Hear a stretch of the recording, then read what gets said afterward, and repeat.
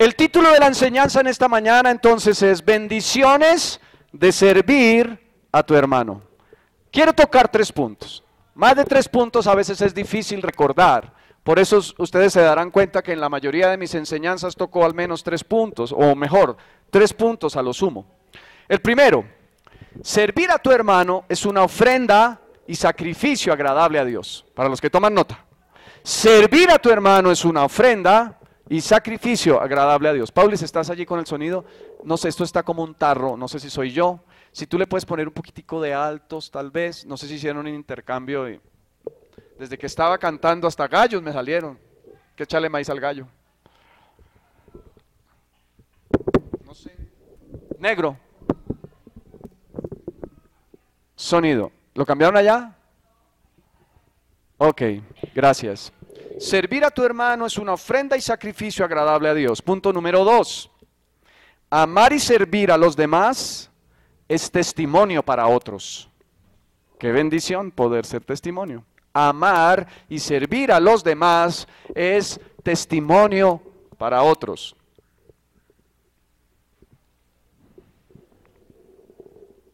El punto número 1, repito, servir a tu hermano es una ofrenda y sacrificio agradable a Dios. Punto número 2, amar y servir a los demás es testimonio para otros. Punto número 3, cuando sirves a tu hermano, tienes el privilegio de servir a Jesús. Cuando sirves a tu hermano, tienes el privilegio de servir ¿a quién? A Jesús. Cuando sirves a tu hermano, tienes el privilegio de servir a Jesús. Nuevamente repito, especialmente para los que toman nota, pero para todos. Servir a tu hermano es una ofrenda y sacrificio agradable a Dios. Es el punto número 1. El punto número 2, amar y servir a los demás es testimonio para otros. Y punto número 3, cuando sirves a tu hermano, tienes el privilegio de servir a Jesús. Hay bendición en servir. Hay bendición en servir. Hay bendición en servir. Y hace 8 días hablamos de la actitud, pero también hablamos de que tú sirves con tus dones. No procures usar los dones que no tienes, así te gusten. Concéntrate en tus dones y sé bueno en lo que eres bueno. Mejora en lo que eres bueno. Ese es uno de las máximas en lo que es el tema de actitud vocacional. Uno debería ocuparse en aquello en que es bueno, porque hace las cosas bien y puede ser bendecido a través de hacerlo. El que es bueno para los números, ocúpese en eso, pero el que es bueno para las letras, pues no será bueno con los números. ¿Estamos? Pero lo mismo sucede en la vida cristiana. Si tú eres bueno para algo es porque Dios te dotó con unos talentos y unos dones. Usa esos talentos y esos dones. Amén. Entonces, vamos al primer punto. Servir a tu hermano es una ofrenda y un sacrificio agradable a Dios. Acompáñame por favor al libro de Hebreos. Hebreos en el capítulo 13. Hebreos capítulo 13. Hebreos capítulo 13, versículo 16. Recordemos que el libro de Hebreos es un libro escrito para los cristianos judíos. En otras palabras, para los judíos mesiánicos. En otras palabras, para el pueblo de Israel cuando se convirtió a Jesús. O sea que aquí quien escribe a los hebreos habla de cosas que están relacionadas con el judaísmo, pero que ahora se aplican al cristianismo. ¿Me estoy explicando? En el Antiguo Testamento había una práctica ordenada por Dios y eran los sacrificios a Jehová. Se presentaba sacrificio de animales, corderos, por ejemplo, sin mancha, sin defecto, primogénitos, sin contaminación, perfectos. Y eran ofrecidos en sacrificio, es decir, su sangre era derramada delante de Dios. Y el propósito de ese sacrificio, que era agradable a Dios, algunos pueden decir, uy, como sanguinaria la cosa. Era agradable a Dios, era cumplir un principio bíblico, espiritual. Y es que sin derramamiento de sangre no hay remisión de pecado. La Biblia enseña que el pecador está condenado a la muerte. ¿Cuál es la solución para el que está condenado a la muerte? Cristo, la vida. ¿cierto? Y la Biblia dice que la vida está en la sangre. Por eso era necesario el derramamiento de sangre, para que lo que estaba muerto cobrara vida. Por eso el sacrificio de Cristo es perfecto, porque Él es el Cordero sin mancha y sin contaminación, el Cordero inmolado único y perfecto, que derramó su sangre para que tú no murieras. ¿Cuántos han sido limpiados por la sangre de Cristo? ¿Cuántos saben que van al cielo y no morirán jamás? ¿Cuántos han sido redimidos por el sacrificio del Señor? Esa fue la más grande ofrenda presentada a Dios mismo. La Biblia dice que nadie le quitó la vida a Jesús. Él mismo entregó su vida en rescate por muchos. Él mismo se ofreció en sacrificio.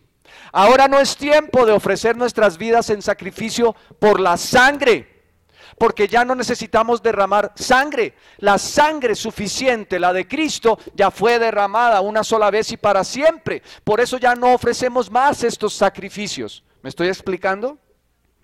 Por eso no es correcto. Aquellas personas que dicen yo voy a ofrecer sacrificio a Dios, voy a subir la montaña más alta de rodillas hasta que me sangre la última gota. Eso no es agradable a Dios, porque ese sacrificio ya no es necesario. Pero hay otras ofrendas y sacrificios que nos habla la Biblia. Uno de ellos es presentar a Dios sacrificio de alabanza, fruto de labios que confiesan su nombre. Ese es un estilo de sacrificio. ¿Cuándo hay sacrificio? Cuando tú tienes que morir a tus deseos, renuncias a lo que a ti te parece y aceptas la perfecta voluntad de Dios. Por eso la Biblia nos dice que debemos ofrecer nuestros cuerpos en sacrificio vivo, santo, agradable a Dios. Ese es nuestro culto racional. Y no conformarnos a esta manera de pensar actual como piensa el mundo. Hebreos capítulo 13, versículo 16 nos dice lo siguiente. Y de hacer bien y de la ayuda mutua no os olvidéis, porque de tales que sacrificios se agrada Dios. En otras palabras, un sacrificio era una ofrenda a Dios.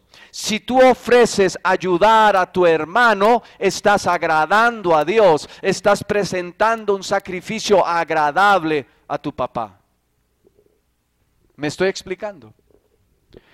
Y de hacer bien y de la ayuda mutua no os olvidéis. Eso tiene que ver con servir a tu hermano, ayudarle, hacerle el bien. ¿Es un qué? Un sacrificio que es agradable ¿a quién?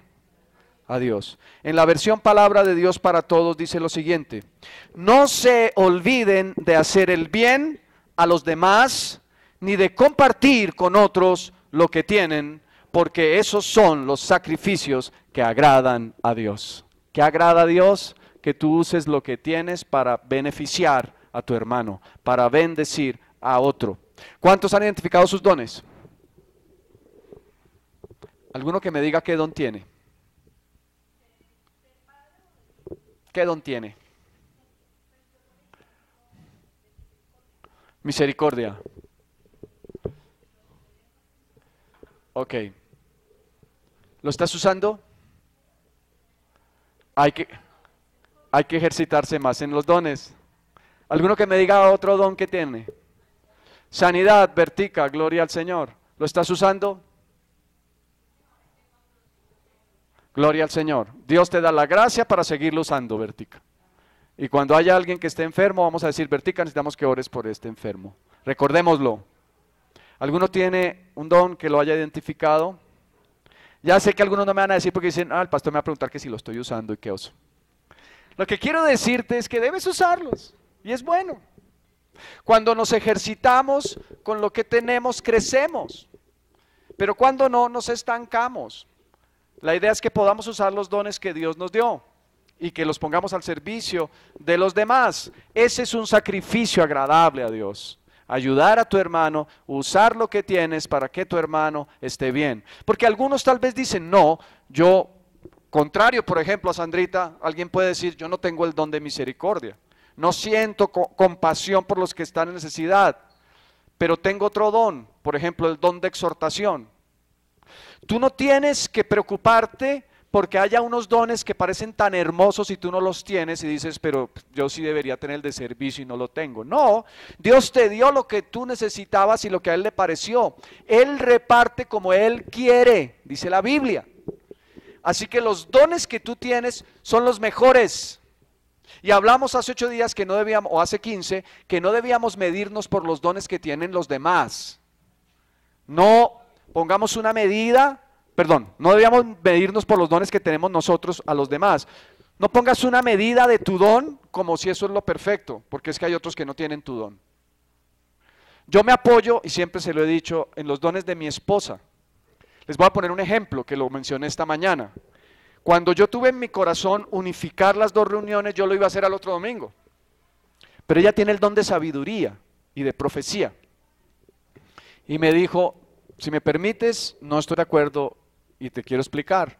Me parece que deberíamos esperar por lo menos un mes para dar espacio para que todos se enteren de que vamos a hacer ese cambio y no se generen situaciones incómodas, que de pronto llegue una persona que por alguna razón hace más de un mes no venía a la iglesia y entra a las 8 de la mañana y hoy no hubo reunión. Le dije, pues tienes razón. Entonces, aunque yo quisiera hacerlo el otro domingo, me parece sabio lo que tú me has sugerido y vamos a esperar hasta el mes siguiente. Ella me está bendiciendo y está bendiciendo la congregación con sus dones. Pero yo no puedo pensar que estoy falto de todo porque no tengo esa habilidad. No, para eso Dios me puso a mi esposa, para que nos bendigamos unos a otros. Así que mal haría ella en decir, tú sí estás en nada porque no tienes esa sabiduría. No, yo tengo otros dones y Dios le puso ese don para bendecirme a mí. ¿Cierto? Y bendecir a partir de eso a la iglesia. Amén. Así que si alguno no tiene el don que tú tienes, no digas que falto de todo. No, Él tiene sus dones, pero todos tenemos que expresar nuestros dones para agradar a Dios, usándolos para beneficiar a los demás. No se olviden de hacer bien. Y también dice, y de compartir con otros lo que tienen. Ese compartir con otros tiene que ver con lo que estamos hablando y tiene que ver también muchas veces con poder dar a nuestro hermano si está en necesidad, para suplir sus necesidades, cualquiera que éstas sean. Pero ¿cuál es la buena noticia? Ofreces sacrificio agradable a Dios, das ofrenda a Dios, que agrada a Dios cuando usas tus dones y sirves a los demás. Amén. Punto número 1. Punto número 2. Amar y servir a los demás es testimonio para otros. Amar y servir a tus hermanos es testimonio para los que no conocen a Dios. Ojo a esto, mis queridos hermanos. En esto la iglesia de Cristo en ocasiones falla mucho. Donde quiera que sea que está la iglesia, donde quiera que haya una iglesia local, en muchos casos fallamos en esto. Acompáñame por favor al libro de Juan. Juan en el capítulo 13, el versículo 35. Juan 13, 35. El mismo Señor Jesucristo está hablando aquí en este texto, en este pasaje. Lo deja registrado el apóstol Juan, el discípulo amado. Juan capítulo 13, versículo 35. ¿Ya lo tienen allí? ¿Qué dice la Biblia? Dice, en esto conocerán que sois mis discípulos. ¿Cuántos son discípulos de Cristo? ¿Por qué? ¿Por qué qué? Porque lo seguimos. Un discípulo es un aprendiz, un discípulo es un seguidor. Si tú todos los días estás aprendiendo de Jesús, si tú estás siguiendo a Jesús, eres un discípulo. Recordemos cuál es el propósito que hemos declarado en Testimonio a las Naciones. Traer personas a la familia de Dios que sigan a Jesús. En otras palabras, que se conviertan en discípulos de Cristo. Amén. ¿Estamos hasta allí? Entonces dice esto, todo el mundo, bueno, voy a leerlo primero en la versión Reina Valera. En esto conocerán que sois mis discípulos. Podríamos decirlo de esta manera. En esto conocerán todos que ustedes me siguen si tienen amor los unos con los otros. ¿Saben cuál es el sello para los demás? No el sello para nosotros, porque el sello para nosotros es el Espíritu Santo. Hemos sido sellados con el Espíritu y por eso somos hijos de Dios. Pero el sello que la gente que no conoce a Dios identifica como que pertenecemos a Dios es que nos amamos unos a otros. Por eso hay mucha gente que se ha apartado de los caminos de Dios y de la iglesia cristiana, porque no ve el amor entre los hermanos. Porque a veces somos un ejército que nos matamos a nosotros mismos.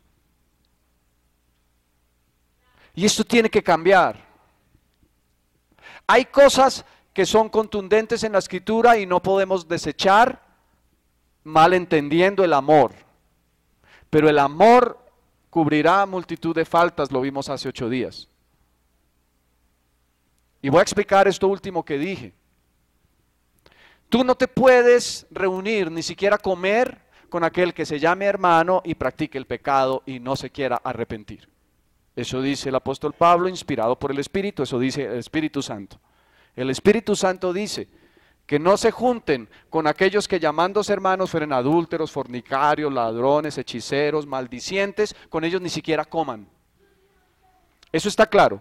Y eso no significa que no estemos amando a nuestros hermanos. Eso significa que Dios nos indica que no nos contaminemos con aquellos que se han determinado a ser practicantes del pecado. Si hay un hermano que dice, sí, yo sé que estoy en adulterio, sé que eso es pecado, pero quiero vivir en adulterio, lo que tú debes hacer es apartarte de él. Eso no es desamor, eso es obediencia al Espíritu Santo. Pero debes orar por él para que Dios le conceda el arrepentimiento. No te juntes con aquellos que tienen malas conversaciones, dice la Escritura. No erréis, las malas conversaciones corrompen las buenas costumbres. Y muchos han sido corrompidos en sus buenas costumbres por escuchar malas conversaciones. No te juntes con algunos que se han apartado de Dios para escuchar lo que tienen que decir. Tú tienes que oír al que tienes que oír, es al Espíritu Santo y al Señor. Pero cuando hay un hermano que ha estado en pecado y se arrepiente, ¿qué debemos hacerle? Restaurarle, amarle, bendecirle, apoyarle, levantarle y juntos estar en la unidad del amor, amándonos unos a otros. El amor es dar, el amor es servir, el amor no es hablar. Si tú amas y dices que amas, pero no lo muestras con tus obras, no estás amando. Dice un dicho popular, obras son amores y no buenas razones. Es bueno expresar el amor. ¿Cuántas mujeres casadas hay aquí con sociedad conyugal vigente? Y de esas que levantaron la mano, ¿a cuántas de ellas les gusta que sus esposos les digan que las aman? Levánteme la mano. La que primero levanta la mano por acá es mi esposa. Porque a mi esposa le gusta que yo se lo diga y a mí a veces se me olvida. Pero ella que es muy pila, se ocupa en recordármelo. Mi amor, claro que te amo, es que a mí me gusta que me lo digas. Yo sí, tú sabes que te amo. Eso está como el Señor cuando le dice a Pedro, ¿me amas? Pedro, ¿qué dijo? Señor, yo te amo. Y el Señor le volvió a preguntar, ¿por qué? ¿Por qué el Señor le volvió a preguntar? Porque el Señor quería confirmar que en realidad lo amaba. ¿Me amas? Y Pedro dice, Señor, sabes que te amo. Y el Señor, como si faltara todavía una respuesta, y porque en realidad faltaba, le vuelve a preguntar. Pero cada vez le está diciendo, si me amas, apacienta mis ovejas. Si me amas, apacienta mis corderos. Si me amas, demuéstramelo. Es bueno decirle a Jesús que lo amamos. ¿A cuántos les gusta decirle a Jesús que lo aman? Es bueno, así como es bueno decir a la esposa que la amamos, o que la esposa le diga al marido, te amo, o que los padres le digan a los hijos, te amo, o que los hermanos entre ellos se digan, te amo. Mis hijas se aman. Son tan diferentes y a veces tienen tantas diferencias también fuertes, pero se aman. Necesitamos decirlo, pero es más importante demostrarlo. Es más importante hacer lo que evidencia que hay amor. Amén. Eso es lo que nos está diciendo el Señor. ¿Cómo la gente afuera sabrá si somos verdaderamente seguidores de Jesús? Porque nos amamos unos a otros. El Señor le dijo a Pedro, apacienta mis ovejas, apacienta mis corderos. En otras palabras, si tú dices que me amas, demuéstramelo haciendo aquello para lo cual yo te llamé. Mostramos el amor al Señor haciendo aquello para lo cual Dios nos llamó. Pero mostramos el amor a los demás haciendo lo que debemos hacer, bendiciéndolos, apoyándolos, respaldándolos, honrándolos cuando hay que honrarlos, y aún en un momento dado, con la gracia de Dios y una supervisión correcta, corrigiéndolos y exhortándolos para que enderecen su camino, porque ese es parte del amor. La Biblia dice que Dios al que ama disciplina y azota a todo aquel que toma por hijo. Así que estamos en un buen punto cuando Dios nos azota, porque nos está enderezando cuando toca enderezar, y eso es amor. ¿Cuántos padres juiciosos hay aquí? Levánteme la mano los padres juiciosos. Los padres juiciosos corrigen a sus hijos. Hay otros padres que son padres permisivos y hay otros padres que son peores, que son los padres alcahuetes o alcahuetas. No seamos padres alcahuetas. Debemos corregir a nuestros hijos, pero hagámoslo con amor. No es desatando la ira sobre ellos. No corrijamos con ira, corrijamos con mansedumbre, pero con firmeza y con amor. ¿Cuántos quieren ver a sus hijos prósperos? ¿Cuántos quieren ver a sus hijos bendecidos? Es necesario que les den la palabra en el justo momento, pero no exasperándolos. Hay momentos en que hay que callar. Mi esposa y yo sabemos que hay momentos en que tenemos que callar cuando es necesario que alguna de nuestras hijas sea corregida y tenemos que esperar el momento correcto para podérselo decir. No botes palabras cuando se van a quedar en el aire. Habla palabras cuando van a producir fruto y hazlo con la actitud correcta.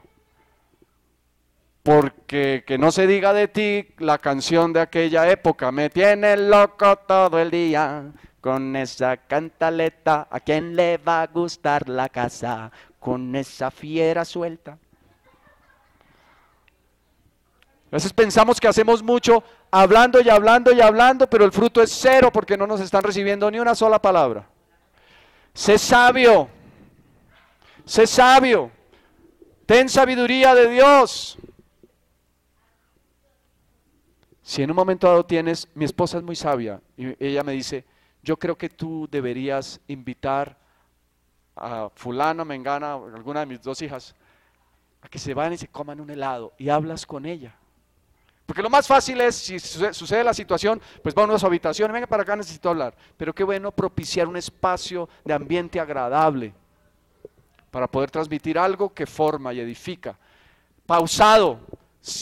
Habiendo sacado la ira que te produce pecar, porque cuando algo te molesta a ti te produce ira, y ahí no estás amando, sino estás desatando lo que a ti te molesta. Pero cuando tú realmente amas, estás diciendo, yo tengo que corregir lo que en él está mal o lo que en ella está mal.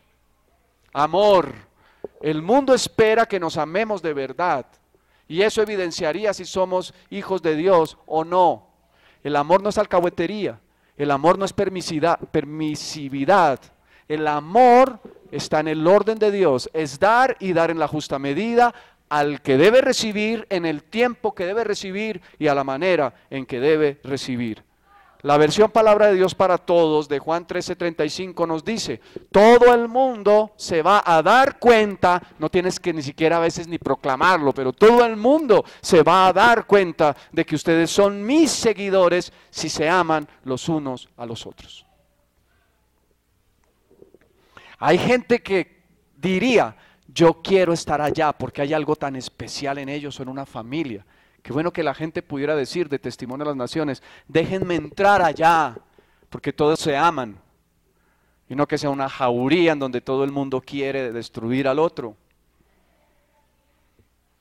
Ahora, hay orden en la iglesia, hay momentos en que hay que poner orden, hay momentos en que hay que hablar con claridad al hermano, exhortándole y disciplinándole. Eso no es desamor. Pero a veces lo hacemos porque nos molesta. Miren, cuando tú corriges, y reitero y lo quiero repetir porque el Espíritu Santo quiere que te lo diga. Cuando tú corriges a tus hijos porque te fastidia lo que hacen, no los estás amando. Cuando tú corriges a tus hijos porque sabes que lo que están haciendo les va a producir daño, ahí hay amor. Ahí hay amor. Y eso sucede en todas las relaciones. Lo sabrán por nuestro amor, dice la canción. Lo sabrán por nuestro amor. Tercero, cuando sirves a tu hermano, tienes el privilegio de estar sirviendo a Jesús. Cuando tú sirves a tu hermano, lo estoy diciendo ahora ya en estas palabras, tienes el privilegio de estar sirviendo a Jesús. Lo dijo Jesús mismo. Acompáñame por favor a Mateo capítulo 25, versículos 34 en adelante. Mateo capítulo 25, versículos 34 en adelante. Qué gran privilegio tienes tú y tengo yo de poder servir a Jesús. ¿Cuántos quieren servir a Jesús? ¿Cuántos quisieran servir a Jesús de una manera presencial? Miren, había unas mujeres tan especiales y tan hermosas para Dios que servían a Jesús en todo su ministerio. Y dice la Biblia que los servían de sus bienes. Es decir, ellas se negaban lo suyo, algunas pudieran haber pudientes, otras de pronto no tanto, pero se quitaban de lo de ellas para servir a Jesús. Ellas tuvieron el privilegio de conocer a Jesús personalmente, de caminar con Jesús y de poderle servir. ¿A quiénes de ustedes les hubiera gustado tener el privilegio de ver a Jesús en carne, cara a cara? Uy, qué bendición habría sido. No nos tocó esa época. No sé por qué, pues Dios es soberano. Hay una escena de una película que a mí me ha impactado toda la vida. Y yo no me canso de ver esa película. Se llama Ben-Hur o Ben-Hur. Ben-Hur.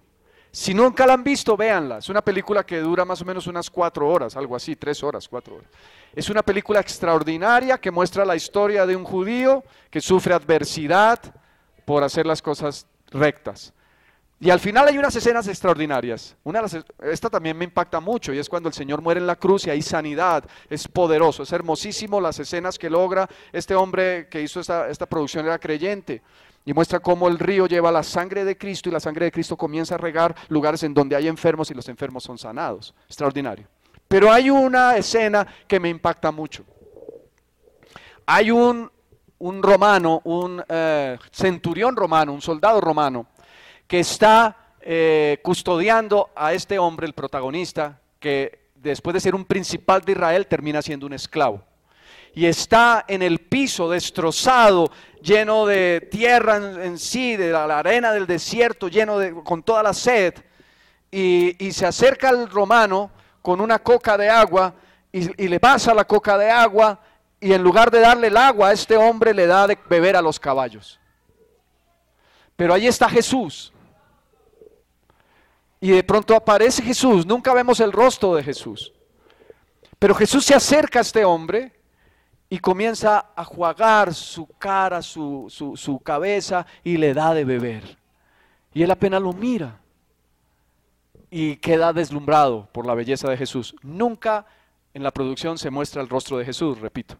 Me ha encantado eso porque todo el mundo pone actores de belleza, pues, pero aquí no se muestra quién es Jesús. Y de pronto se acerca el centurión, molesto porque hay alguien que le está dando agua a este esclavo. Y Jesús se pone en pie. Y el centurión lo ve y se asombra y se va para atrás. Solo con la mirada de Jesús, el pecado de este centurión sale a la luz. ¿Qué privilegio hubiéramos tenido de poder ver a Jesús cara a cara? Pero mira lo que dice Jesús. Mira lo que Jesús nos enseña aquí. Versículo 34. Entonces el rey dirá a los de su derecha: venid, benditos de mi Padre, heredad el reino preparado para vosotros desde la fundación del mundo. Porque tuve hambre y me disteis de comer, tuve sed y me disteis de beber, fui forastero y me recogisteis, estuve desnudo y me cubristeis, enfermo y me visitasteis, en la cárcel y vinisteis a mí. Entonces los justos le responderán diciendo: Señor, ¿cuándo te vimos hambriento y te sustentamos, o sediento y te dimos de beber? ¿Y cuándo te vimos forastero y te recogimos, o desnudo y te cubrimos? ¿O cuándo te vimos enfermo o en la cárcel y vinimos a ti? Y respondiendo el rey les dirá: de cierto os digo que en cuanto lo hiciste a uno de estos mis hermanos más pequeños, a mí lo hiciste. Lo hicisteis, a mí lo hicisteis. ¿Cuánto tenemos que crecer como iglesia y como hijos de Dios en hacer lo que Jesús espera? Empiezo por mí. ¿Cuánta necesidad hay allá afuera? Y cuando hay alguien que tiene necesidad aún de las cosas de esta vida y se las suplimos, Jesús dice, no lo hicieron con ellos, lo hicieron conmigo. Así que hay privilegio en servir a otros en necesidad, porque cuando tú lo haces, lo estás haciendo con Jesús. Y aunque no tienes a Jesús rostro a rostro, ni puedes ver su gloria, ni ser impactado por su santidad, sí tienes a personas que están en necesidad y que Él dice, cuando lo haces con uno de ellos, lo haces como que lo hiciste a mí. Amén. Pidámosle al Señor la gracia para hacerlo.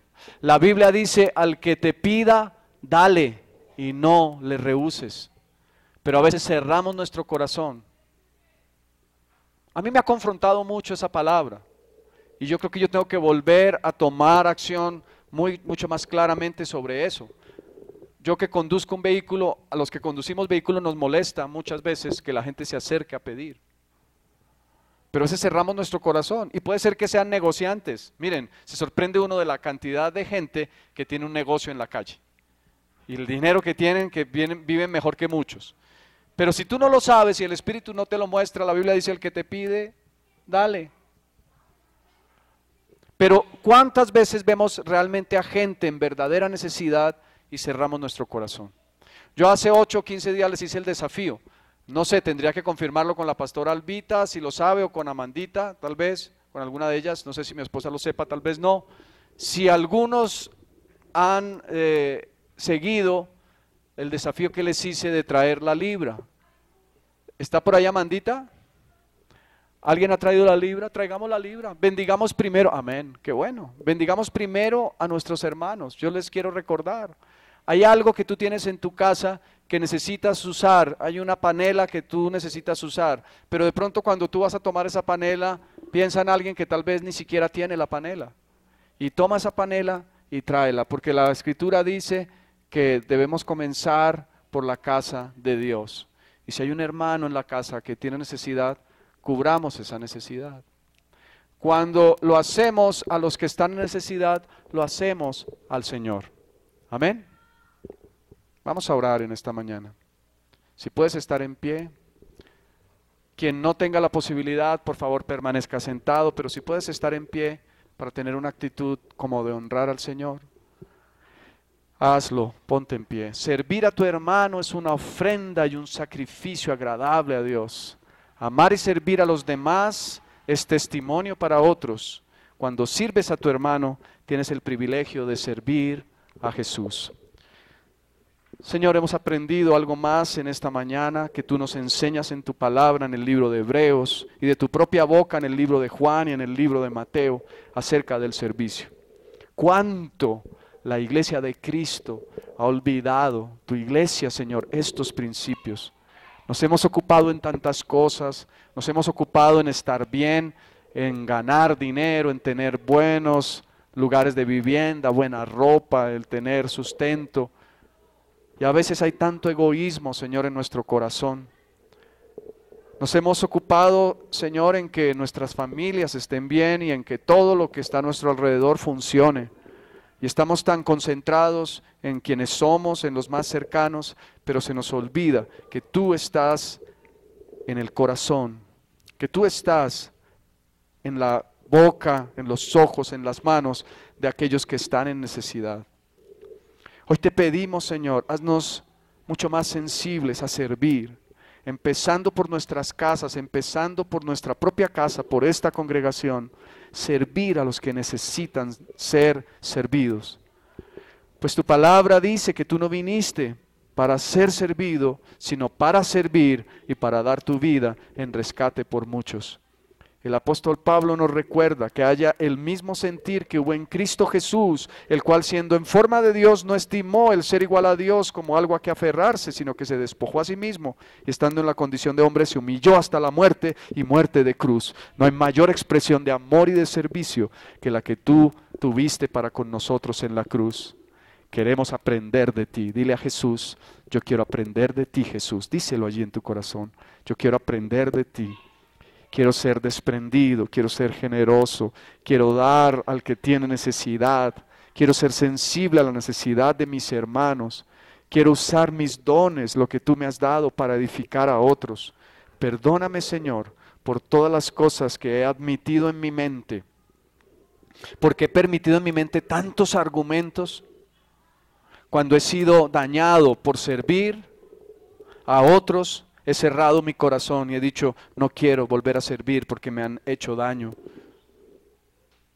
Cuando he dado y no he recibido nada a cambio. Cuando he hecho la labor y solamente he recibido desprecio. He cerrado mi corazón. Perdóname, Señor, porque esto es pecado. Porque son pactos internos que me impiden usar mis dones. Tú no cerraste tu corazón porque te insultaran, te abofetearan, te escupieran y te rasgaran tu espalda con las puntas de aquellos látigos que destrozaron tu cuerpo. No cerraste tu corazón, sino que amaste aún a aquellos soldados que te maltrataron de esa manera. Perdónanos, Señor, porque no hemos permitido que ese mismo sentir esté en nosotros. Pero hoy, Señor, nos enseñas que hay privilegio al servirte, porque cuando servimos a otros te estamos sirviendo a ti y queremos servirte. ¡Qué privilegio! No te podemos tener cara a cara como aquellos que vivieron en la época en que tú estuviste sobre la tierra, pero podemos tener cara a cara a aquellos en necesidad y al servirlos te estamos sirviendo a ti. Servir también es presentar a ti una ofrenda agradable. Y queremos presentar ofrenda agradable sirviéndote y sirviendo a mis hermanos. Dile al Señor con mis dones. Dile, yo quiero servir a mis hermanos con mis dones.